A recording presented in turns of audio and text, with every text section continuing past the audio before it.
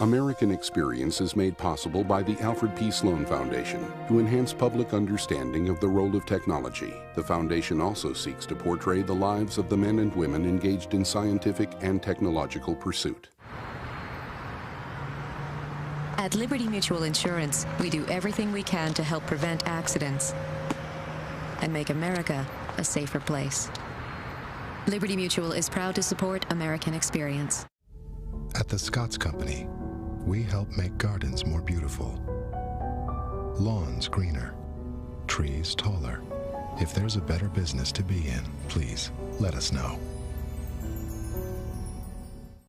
American Experience is also made possible by the Corporation for Public Broadcasting and contributions to your PBS station from viewers like you. Thank you.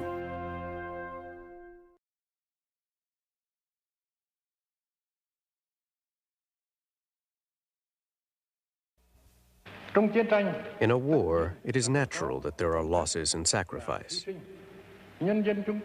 Our people are determined to fight on. We will endure all sacrifice for 10 years, 20 years, or longer until complete victory. Throughout Vietnam's history, this has always been the case. It was so in the past, it will be so in the future. This is something we can be sure of.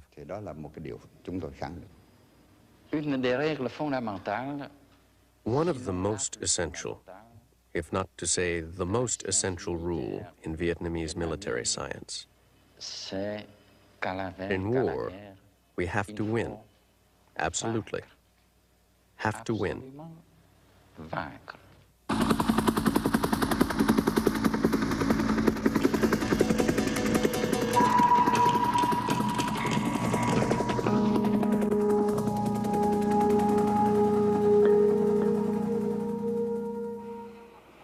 In October 1954, after 9 years of war, French troops left Hanoi.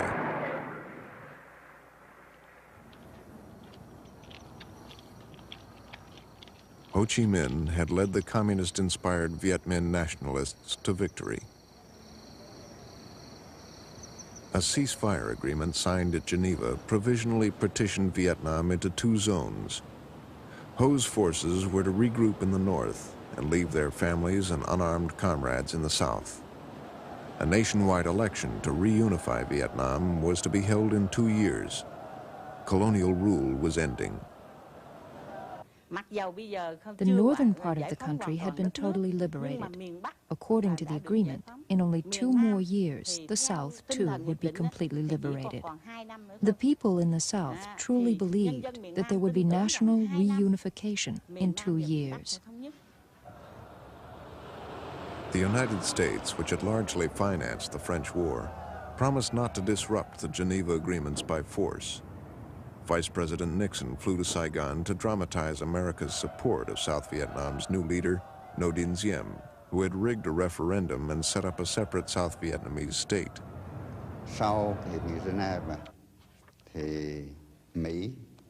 After the Geneva Conference, the United States pushed the French out of the South and backed Ngo Dinh Diem to organize a government there. Ngo Dinh Diem was a cruel and reactionary tyrant.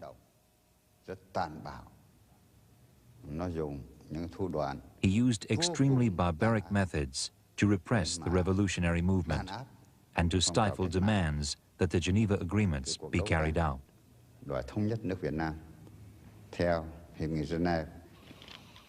The Eisenhower administration backed Diem's rejection of the nationwide elections called for at Geneva.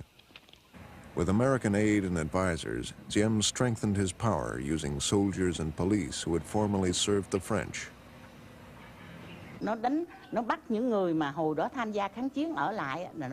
They arrested, imprisoned, and assassinated former participants of the resistance against the French, and they forcibly registered all families whose sons, husbands, and other relatives had regrouped in the north.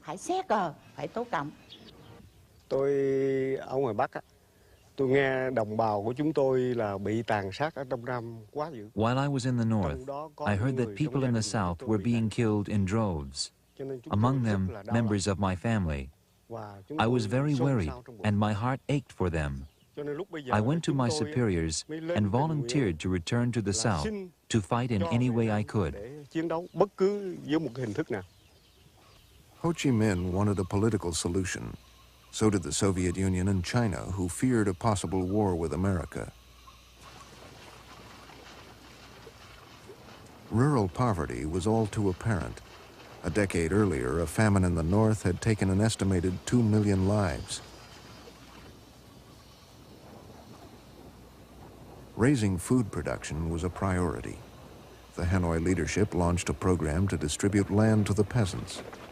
The estates of rural landlords were shared out among 3/4 of the peasantry. The political aim was to break the influence of the old landowning class. A land reform team came from the central government to coordinate the program with the local inhabitants. The people in the area would then be invited to meetings where the poor and landless peasants would describe their situation. In this way, we found out how the rich exploited the poor and landless peasants.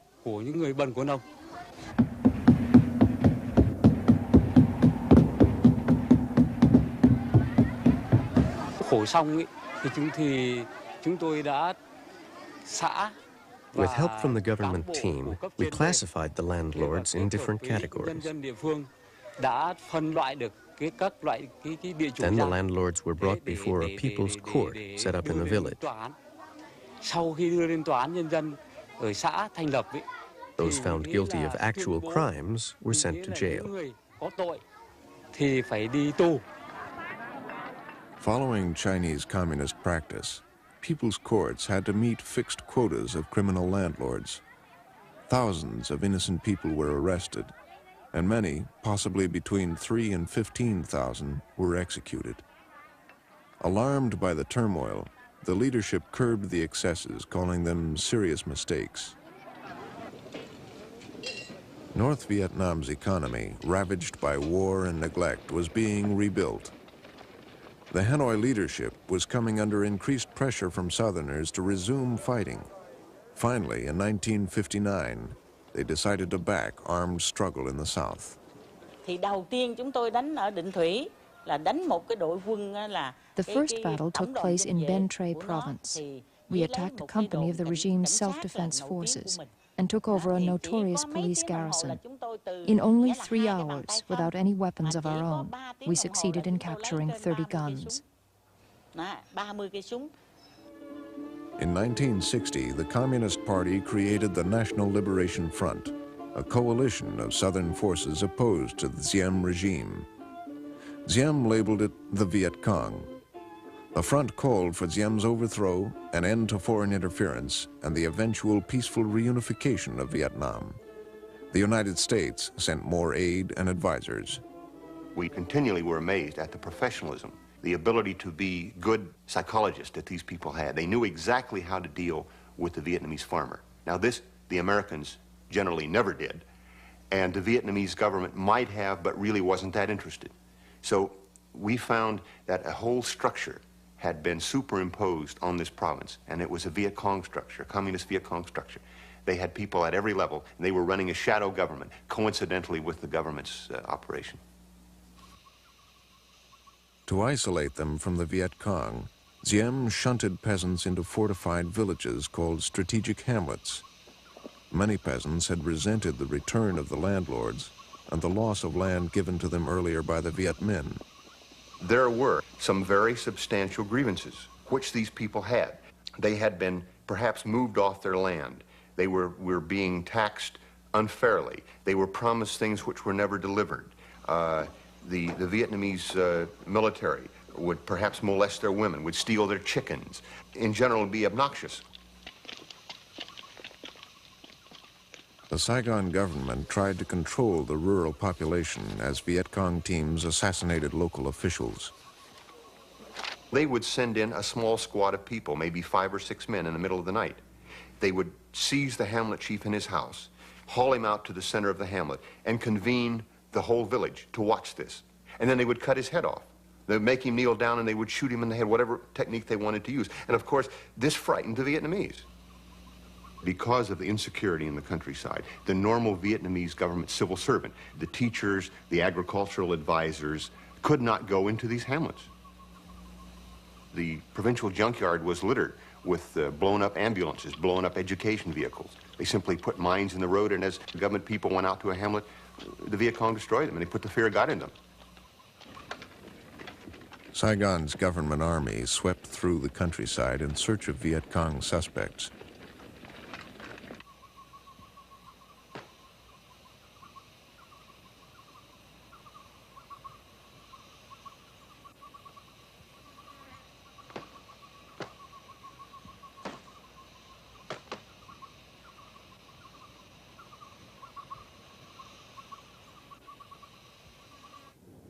This film, released by the National Liberation Front in 1963, shows government officials torturing suspects by electric shocks and hanging.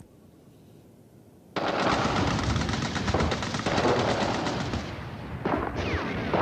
now, the Viet Cong force had grown.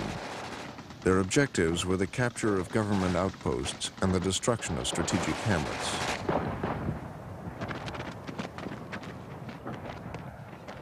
Diem's army suffered from poor leadership and internal dissension. In late 1963, the United States encouraged a coup in which Diem's own officers killed him. The Viet Cong at first depended on captured or homemade weapons and arms hidden after the Geneva Agreements.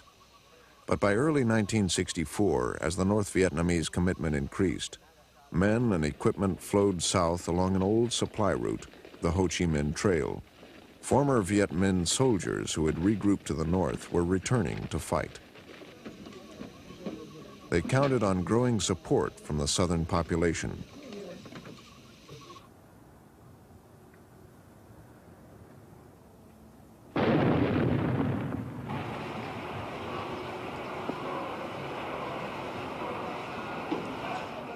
Stepping up sabotage activities, they struck at the heart of Saigon, attacking American installations. Trong quá trình hoạt động ở đó, thì tôi sẽ nắm tình hình toàn bộ các. When I worked on the docks, I collected information on American facilities, on all their ships and their military warehouses. Mang cái tính chất là quân sự. I learned that the USS Card was coming up the river, carrying all kinds of aircraft to kill the Vietnamese people. I was able to transform my anger into action when I was given the job of trying to blow up the ship. Hạm của Mỹ, tôi với một đồng chí nữa mới mang trái, dùng kỹ thuật đặc công. Using commando tactics, we entered into a sewer, crawling along because it was so narrow. Sometimes we could walk by crouching.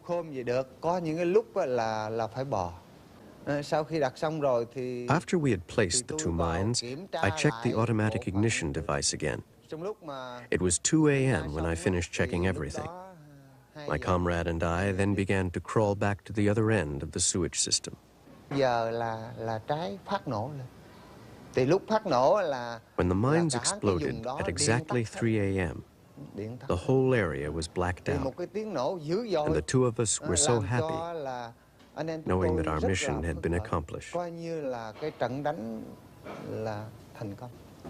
In August 1964, President Johnson reacted to reports of a naval clash in the Gulf of Tonkin by ordering a reprisal air raid.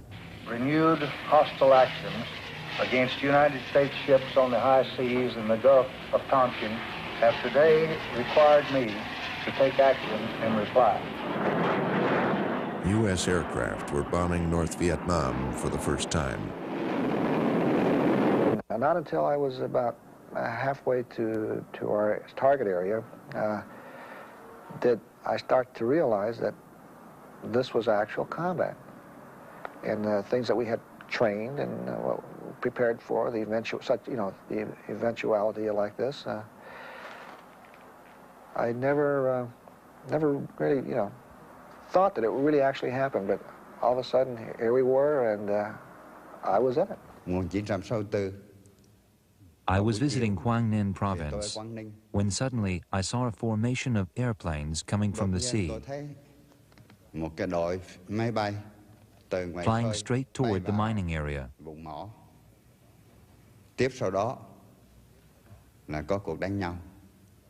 Then, a fight broke out between the American airplanes and the Vietnamese air defenses. I was hit, and the weirdest feeling. My airplane started to fall apart. I was over strange territory, you know, foreign territory, enemy territory. Shortly thereafter, an American airplane was shot down and its pilot captured. Before returning to Hanoi, I met with this pilot, Everett Alvarez.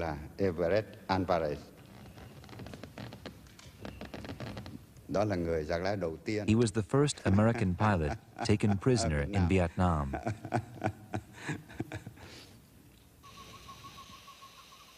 A decade after the Geneva Agreements, North Vietnam was under attack, its developing economy threatened.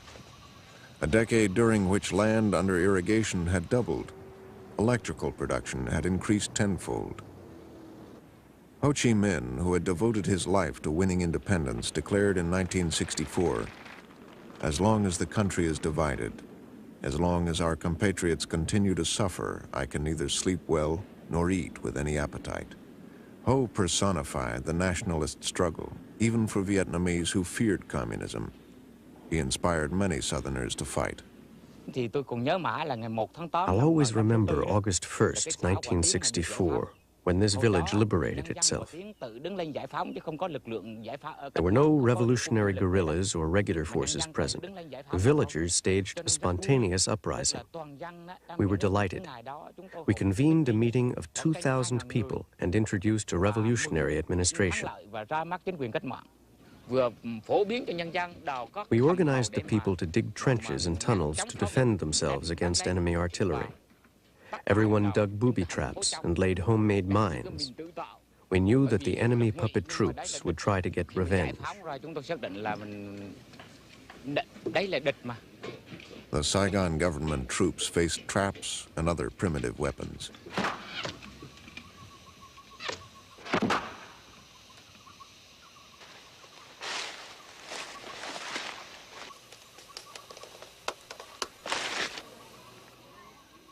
The military force of the National Liberation Front, the People's Liberation Army, drew on experiences gained in fighting the French, paying attention to detail and planning.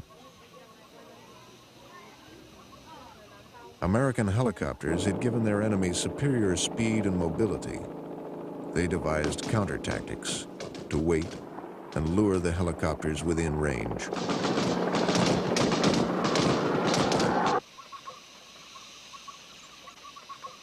By late 1964, troops were fighting sustained battles against numerically superior and better armed Saigon forces. On December 28th, some 1,500 Viet Cong armed with machine guns and recoilless rifles captured the village of Binh Gia, 40 miles southeast of Saigon.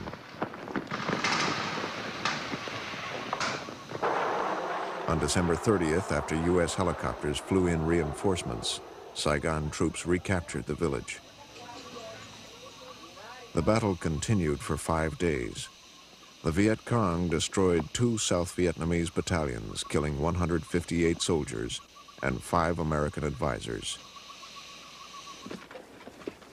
By March 1965, U.S. Marines were in Vietnam, the first American combat troops to arrive.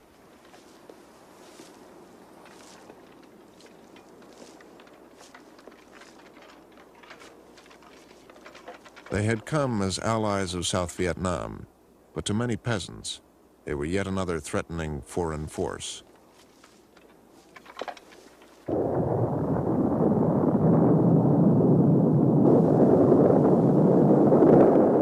Bien Hoa, March 18th, 1965.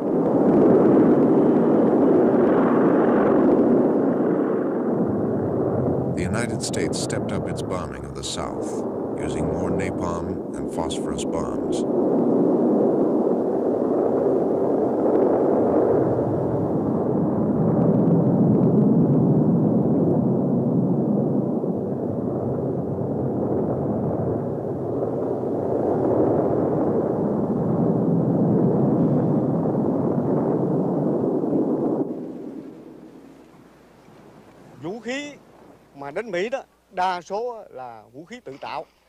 Unexploded American bombs and shells were dug up by the old people and the kids, sawed up in order to get to the gunpowder and explosives.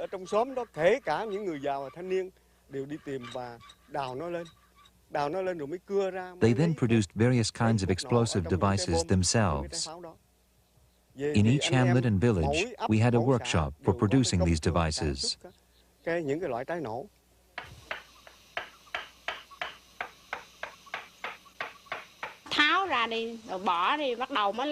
We unscrewed the detonators first of all, then used a saw to cut the bombs in half. We scraped the powder into 2 large cauldrons bigger than this one here. Next, we melted the powder down into a thick liquid and poured it into a container like this one until it was completely full. We then made a detonator and inserted it here.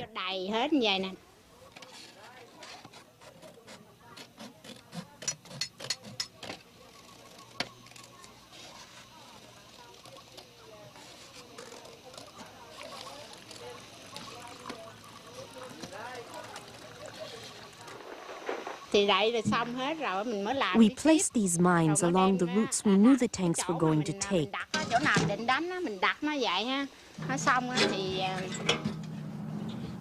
When the tanks went by, they would hit this thing here, exploding the mine and causing the tank to turn over.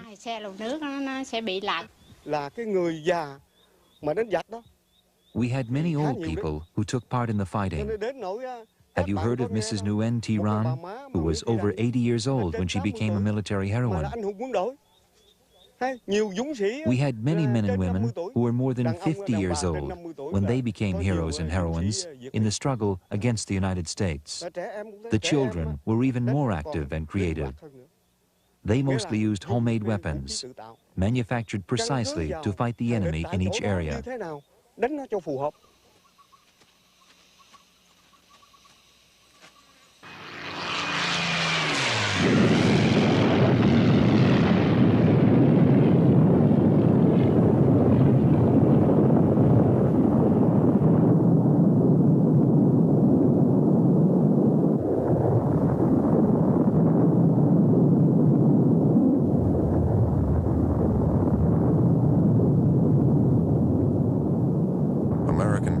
Had been bombing in South Vietnam since 1961. Vinh Binh Province, April 26, 1965.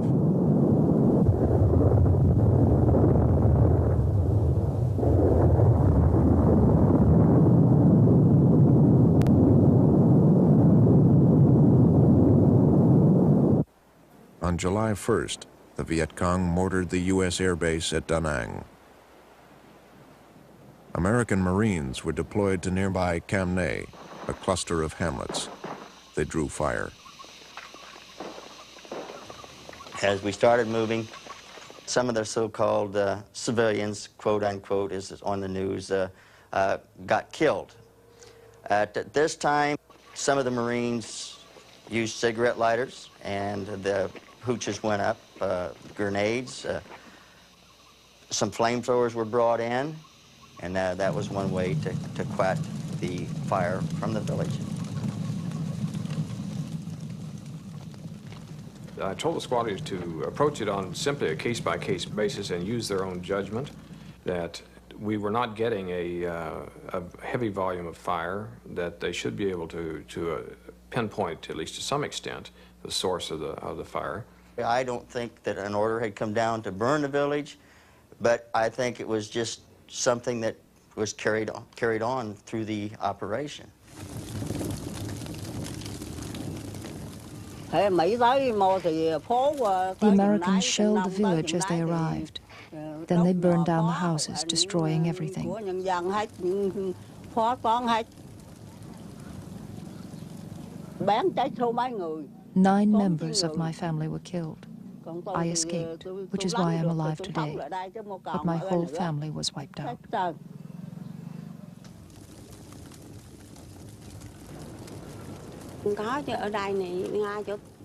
Many people were wounded.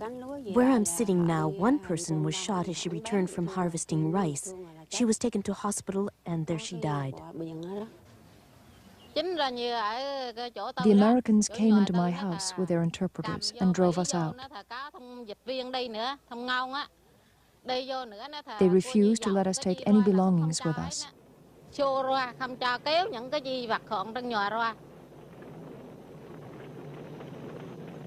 An 8-year-old or a 9-year-old can kill you just as quick as a 25 or a 26-year-old man.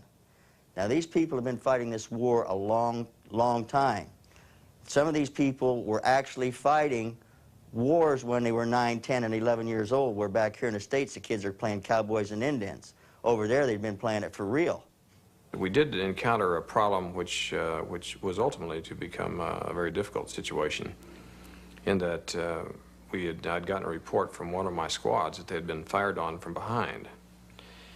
It meant either that our search was not sufficiently adequate, or that we were facing some other kind of a problem. And perhaps they had come from some other area of the village and come in behind us or whatever.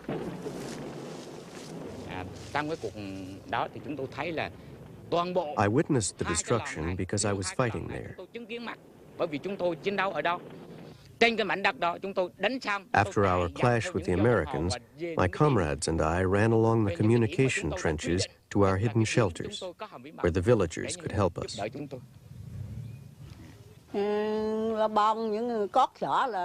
Wherever the Americans went, they burned and destroyed and killed. I didn't see any guerrillas being killed, only villagers. On that day, they couldn't locate any of us guerrilla fighters. Our unit suffered no casualties at all.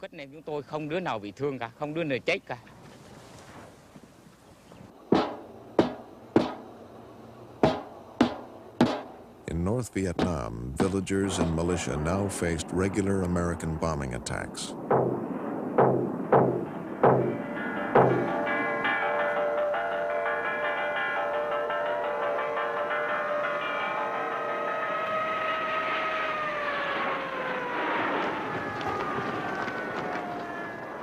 Called Operation Rolling Thunder, the bombing had started in March 1965. The bombing was planned to last a few weeks, a few months at most. It continued for more than 3 years. I was going right up Route 1, north from Thanh Hoa. I had to raise up to go over the hill just a little, and when I did, I was receiving automatic weapons fire right down my nose from some fixed positions, and I never quite even reached my target, and they just shot me to pieces. The official list of bombing targets grew, from Army and Navy bases and radar sites to railways, roads, bridges, and anything that resembled a military vehicle. When my head emerged above the rice, in the rice paddy, I looked right down a gun bore. And I didn't have my gun aimed at this guy, so I had to make the decision. Am I going to make a fight? Because this guy was already had a gun right in my head. And I changed my mind. I remember telling the guys I would never be captured, but I changed my mind, and I dropped the gun without uncocking it. I ground it in the mud with my feet, hoping they wouldn't find it. But an old one-eyed villager had seen it, seen me with it, saw me drop it. He came up, and while they were forcing me to kneel and tie my arms very painfully behind me, he searched around until he found it. And then he picked it up, and I remember still the water and the mud dripping from it. And he put the barrel between my eyes, and I watched his finger almost as though I were fascinated or hypnotized, and I watched his finger curl around the trigger guard, knowing full well he didn't know how finely tuned that trigger was. And that was the only time out of my entire prison career that I ever wondered for even a millisecond if I were coming back alive or not. In South Vietnam, American aircraft met less resistance. Okay, his spot there, Simcoff. Okay, they should hit now. Okay, look out to the right now. Okay, right down there. Okay, napalm now. There it goes. Ah, look at it burn. Look at it burn.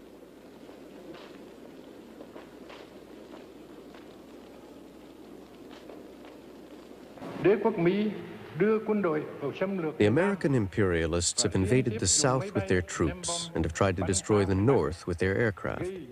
Thus, they have committed untold crimes against the people of both regions. Vietnam is one. The Vietnamese people are one. As compatriots, the people in the North will do everything within their power to support the struggle of the people in the South. As their troops and supplies moved to the battlefield, Hanoi's leaders repeatedly denied that their army was fighting in the South, claiming that the charge was a myth fabricated by the United States. To stop the flow, America stepped up the bombing campaign. North Vietnam responded by moving its factories into the countryside. The civilian economy was suffering, but the country was being mobilized with Ho Chi Minh's slogan, "Nothing is more precious than independence and freedom." Earlier, Ho's communist allies had discouraged his efforts to reunify Vietnam. In 1957, the Soviet Union even proposed that 2 Vietnams be admitted to the United Nations. But with the North under attack, the aid from communist powers was increased. They sent weapons, fuel, rice, agricultural, and industrial equipment. We received help from sister countries, from the USSR, from China, which had a stand different from the one she has now.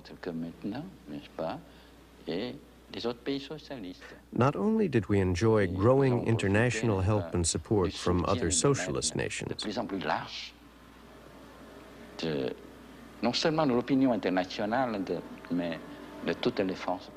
but also from the progressive forces in all other countries.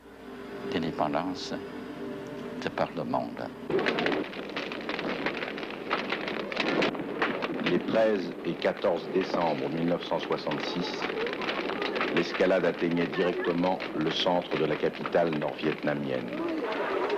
En voici les toutes premières images rapportées de Hanoï.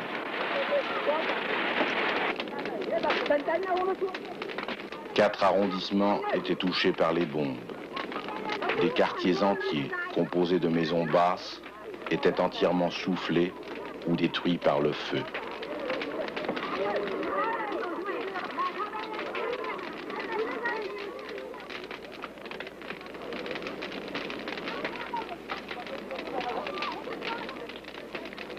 Malgré les informations transmises par le correspondant permanent de l'agence France-Presse à Hanoï, Washington ne reconnut les faits qu'après plusieurs démentis.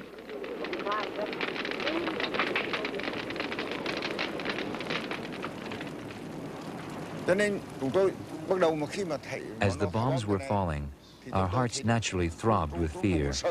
But when that happened, we either carried the stretcher out to bring in the wounded or went out to visit the injured, and our fear dissipated as a result. My experience was that fear arose when you sat there worrying about things. But when you kept yourselves occupied, you lost your fear.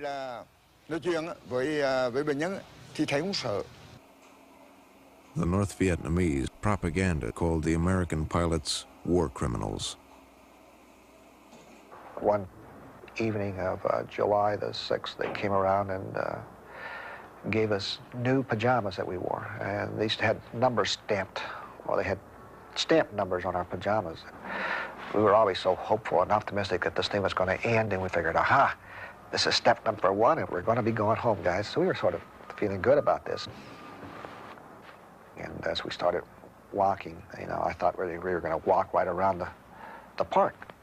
But no, as we got to the opening of a big street, we could see down, and it was just, I mean, this was the New Year's Eve parade. I mean, there's just thousands of people, and in stands and along the streets. And as we started to march, I could hear the cheerleaders with megaphones getting the crowd going.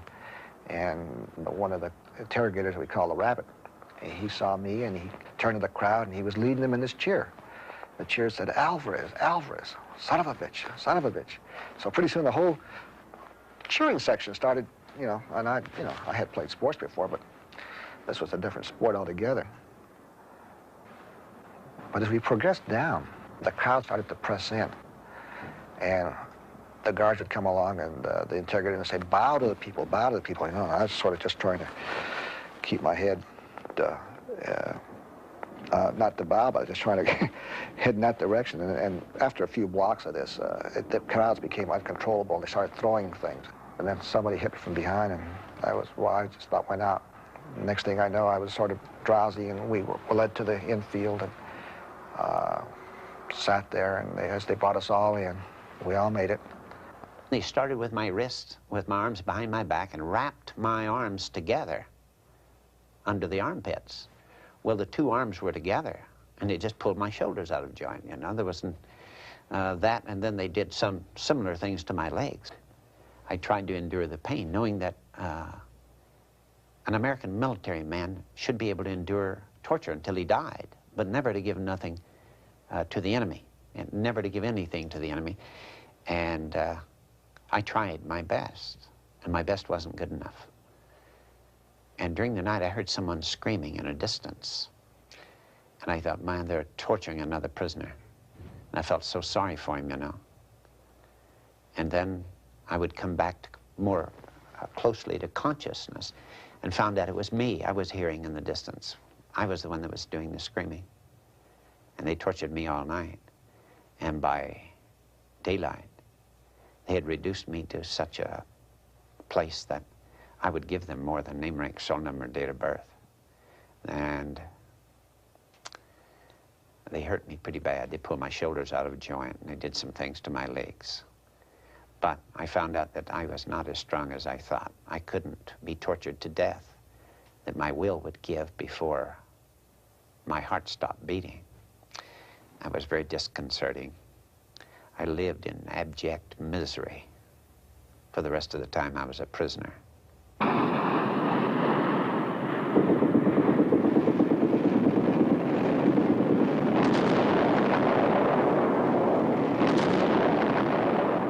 The bombing in the South continued without let-up, but it never stopped the flow of supplies and manpower to the Viet Cong bases.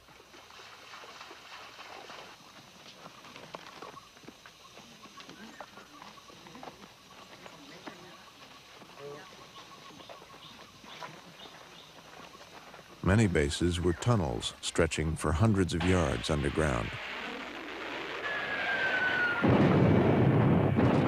Some, like the major Viet Cong base at Cu Chi, only 20 miles from Saigon, were never destroyed.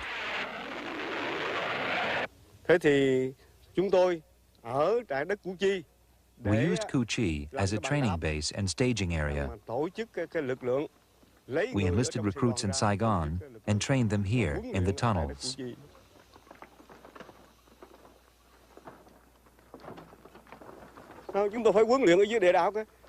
We raised their political consciousness and taught them tactical skills, preparing them for big assignments, such as attacking large enemy hotels. They learned to use automobiles and Honda motorcycles, firing handguns to hit the enemy with a single shot. In the city, we had people who specialized in forging documents. Whenever the enemy produced any kind of document, we were always able to acquire a copy and produce an exact replica right in the heart of Saigon itself.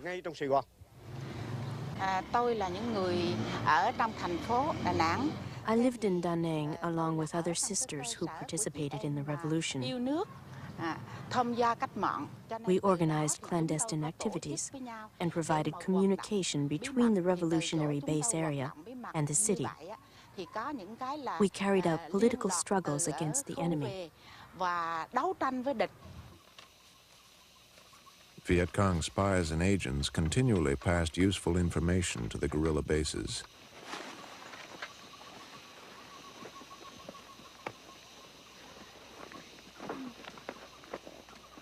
Couriers and saboteurs depended on sympathizers in the local population for their protection. If caught, they expected little mercy. They tried to force me to confess that I was involved with the Viet Cong. I refused to make such a statement, and so they stuck needles under the tips of my 10 fingernails, saying that if I did not write down what they wanted and admit to being Viet Cong, then they would continue the torture.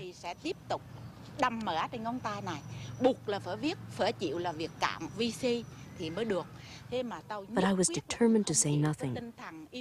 I was extremely angry at the enemy, and I loved my country so much. This was because everyday bombs and shells and the blood and bones of my people appeared before my eyes. I was extremely outraged and would never come out with any information. They tied my nipples to electric wires, then gave me electric shocks, knocking me to the floor every time they did so. They said if they did not get the necessary information, they would continue with the torture. 2 American advisors were always standing on either side of me.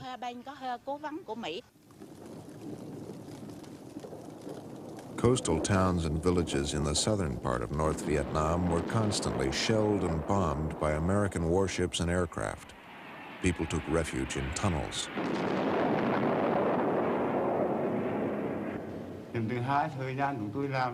We spent more than 2 years building the whole complex. The largest number of people living in the tunnel at any one time was more than 1,000. The lowest number was more than 200. My house had been bombed, and I had to give birth to my baby in the tunnel.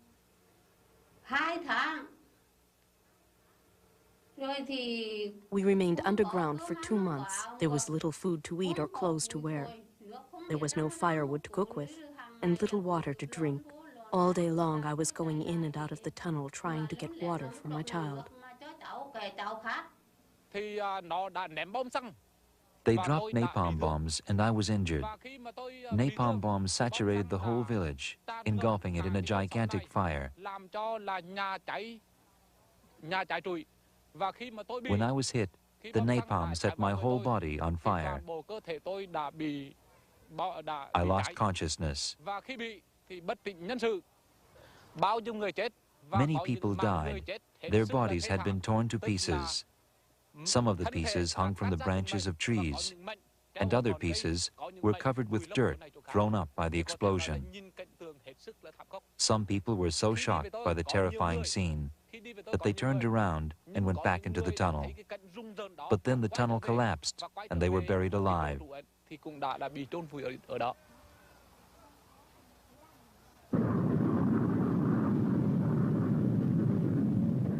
B-52 bombers had begun to bomb the South in June 1965. By April 1966, they were bombing the North. L'aviation américaine est une aviation très puissante. The American Air Force is a very powerful Air Force, and naturally it influenced the battlefield. It was a great trump card.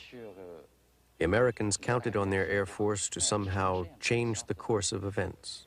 Le cours des événements. Ở đây cần nhắc lại một lời nói của tướng, của Chúa Suleiman. It must not be forgotten that General Curtis LeMay had said that the United States should bomb Vietnam back into the Stone Age.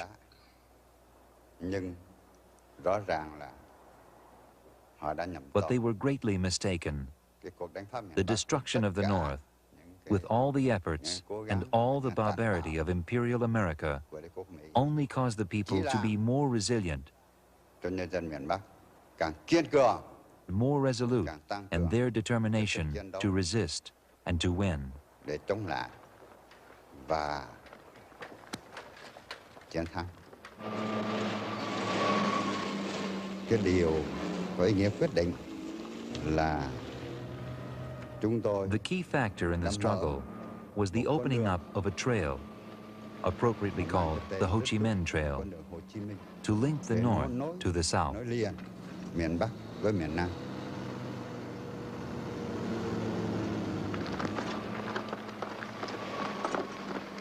Và tất nhiên là the United States used every means at its disposal to block the trail, but to no avail.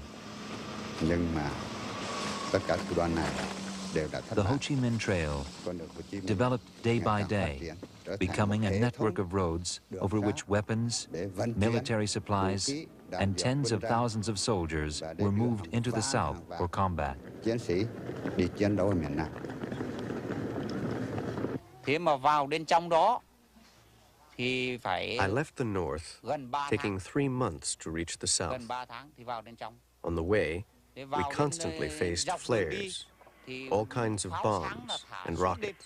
Bom thả, rồi chúng dùng máy bay. We couldn't stop for any time along the route until we had reached our resting place.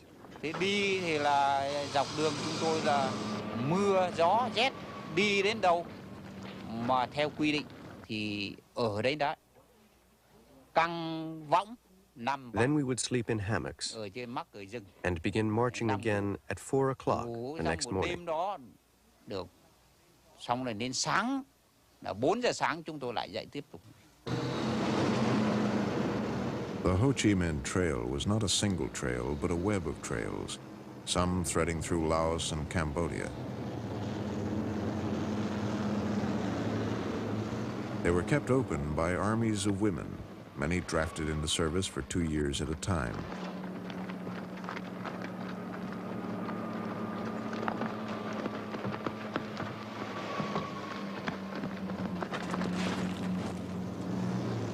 Throughout 1967, more and more soldiers were moving from north to south every month. Và họ cũng hiểu rằng The Northern Brothers came here to fight because of their sense of solidarity and responsibility toward us. After all, this was not their native village, and they did not have to fight here. There were never any problems between us Southerners and Northerners. The North Vietnamese troops were highly disciplined and tightly controlled. As in the Chinese Communist Army, each soldier belonged to a 3-man cell.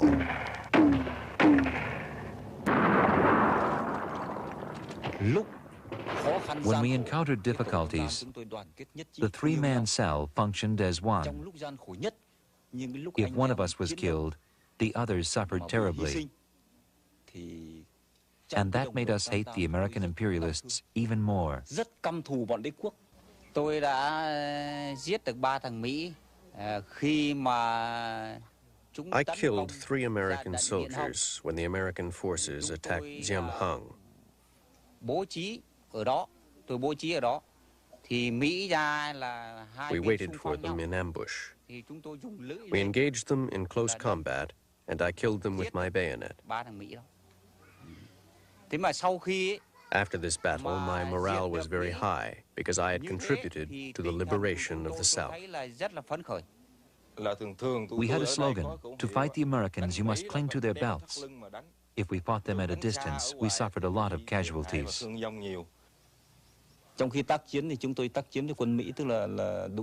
Having fought against American troops many times, I came to the conclusion that they had a lot of bombs and shells, that they were very powerful as far as war materials were concerned.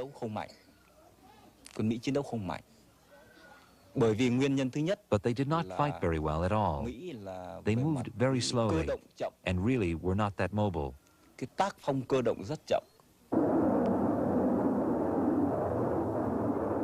In both North and South Vietnam, daily life accommodated to the rhythms of war. We always knew when they were about to drop their bombs. For example, in the morning, they usually arrived about 10 o'clock, just after breakfast. Then they took a break and went back to their bases for lunch. Then they came back to drop their bombs again at about 3 in the afternoon. Since this was the routine, we tailored our schedule accordingly. We began our surgery about 5 in the morning and took a break at 9 or 10.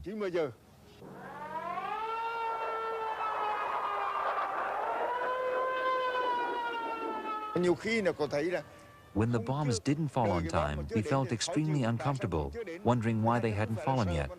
This wasn't fear. We simply wanted the bombing to be over with so that we could get back to our work.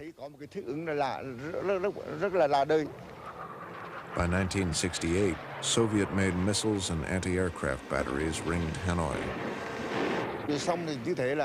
At that time, we were filled with fervor. I can tell you, there's something strange about the Vietnamese. They could never remain long in a bomb shelter.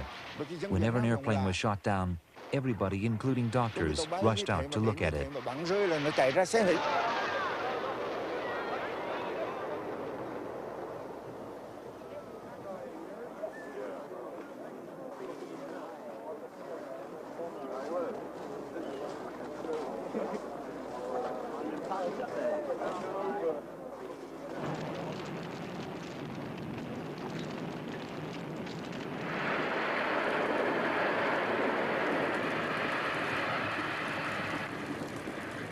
By 1967, nearly every military target in the North had been damaged or destroyed. The bombing had not broken North Vietnamese morale, nor stopped the flow of men and supplies to the south. Operation Rolling Thunder had failed.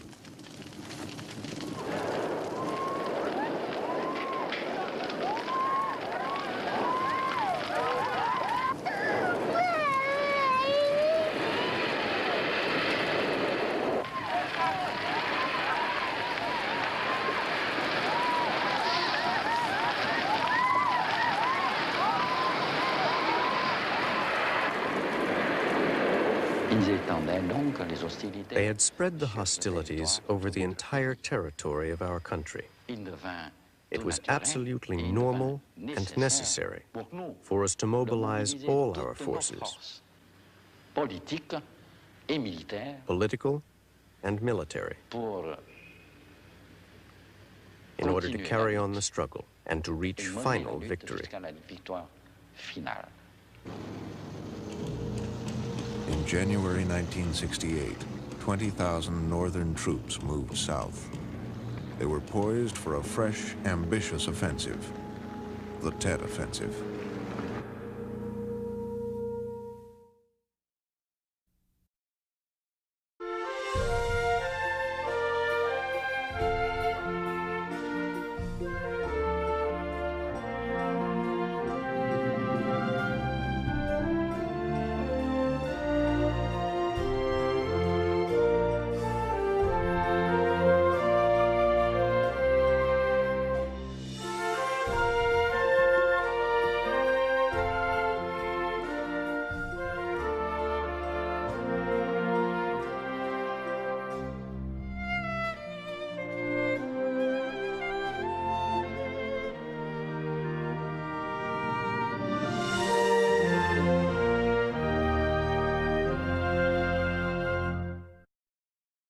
American Experience is made possible by the Alfred P. Sloan Foundation to enhance public understanding of the role of technology. The foundation also seeks to portray the lives of the men and women engaged in scientific and technological pursuit. How do you get a weed-free lawn, a healthy garden, a home that's pest-free?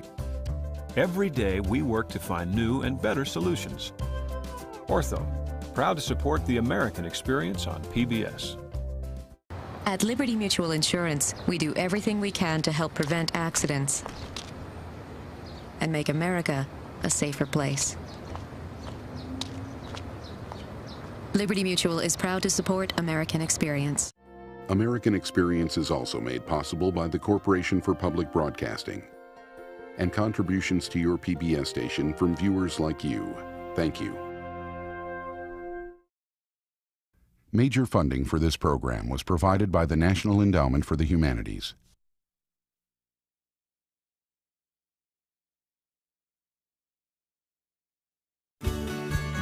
We are PBS.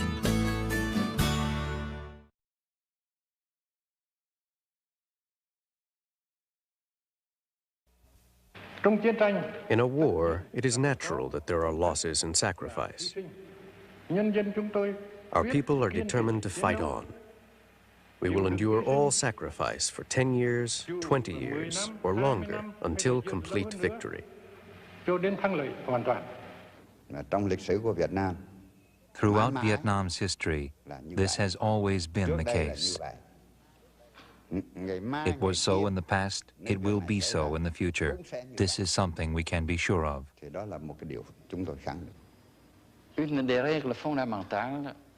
One of the most essential, if not to say the most essential rule in Vietnamese military science. In war, we have to win. Absolutely. Have to win.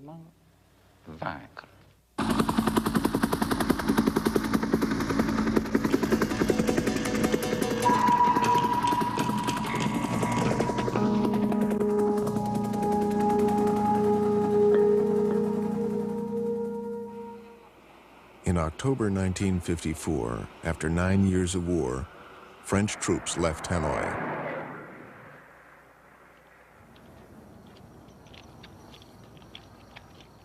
Ho Chi Minh had led the communist-inspired Viet Minh nationalists to victory. A ceasefire agreement signed at Geneva provisionally partitioned Vietnam. A land reform team came from the central government to coordinate the program with the local inhabitants. The people in the area would then be invited to meetings where the poor and landless peasants would describe their situation. In this way, we found out how the rich exploited the poor and landless peasants.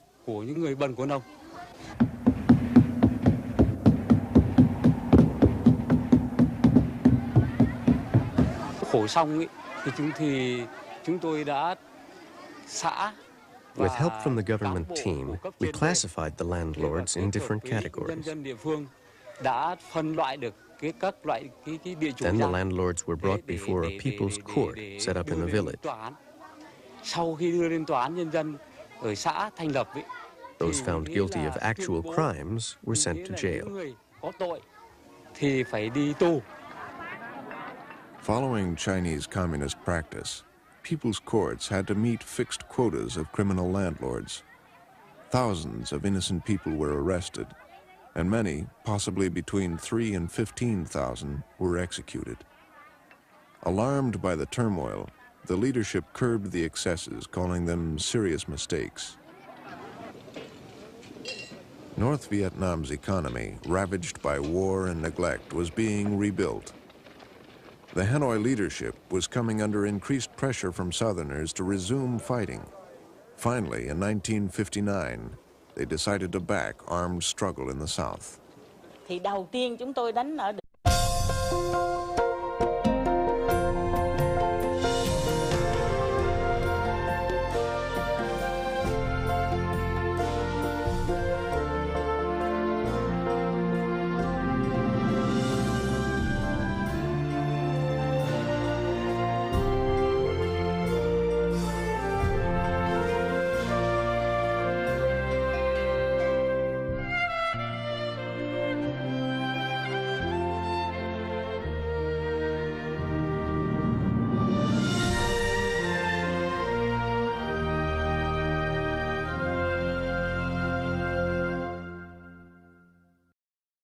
American Experience is made possible by the Alfred P. Sloan Foundation to enhance public understanding of the role of technology. The foundation also seeks to portray the lives of the men and women engaged in scientific and technological pursuit.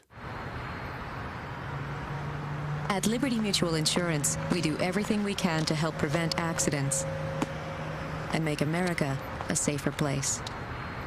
Liberty Mutual is proud to support American Experience.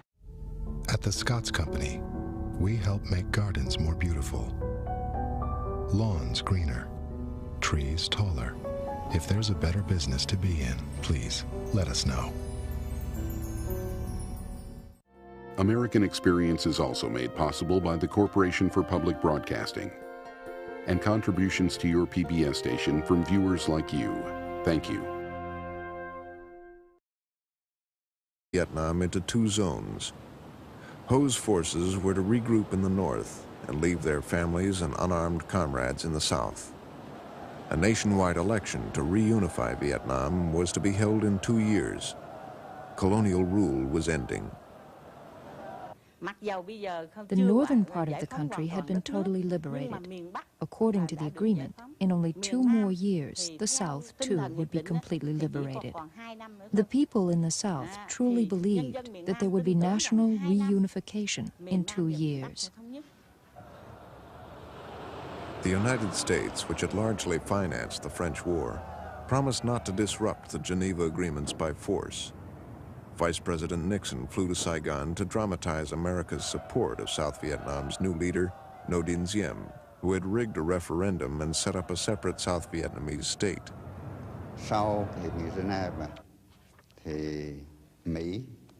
After the Geneva Conference, the United States pushed the French out of the South and backed Ngo Dinh Diem to organize a government there. Ngo Dinh Diem was a cruel and reactionary tyrant.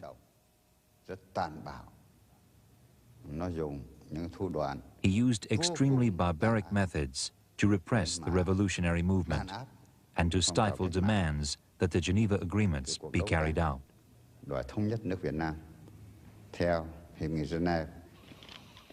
The Eisenhower administration backed Diem's rejection of the nationwide elections called for at Geneva.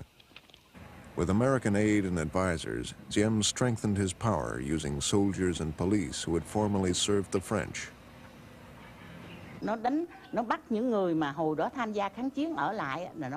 They arrested, imprisoned, and assassinated former participants of the resistance against the French, and they forcibly registered all families whose sons, husbands, and other relatives had regrouped in the north.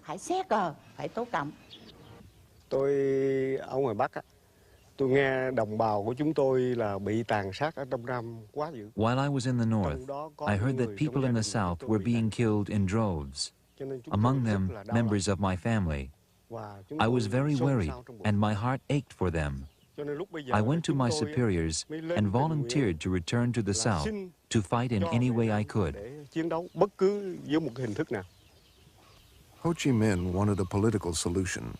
So did the Soviet Union and China, who feared a possible war with America. Rural poverty was all too apparent. A decade earlier, a famine in the north had taken an estimated 2 million lives. Raising food production was a priority. The Hanoi leadership launched a program to distribute land to the peasants. The estates of rural landlords were shared out among 3/4 of the peasantry. The political aim was to break the influence of the old landowning class.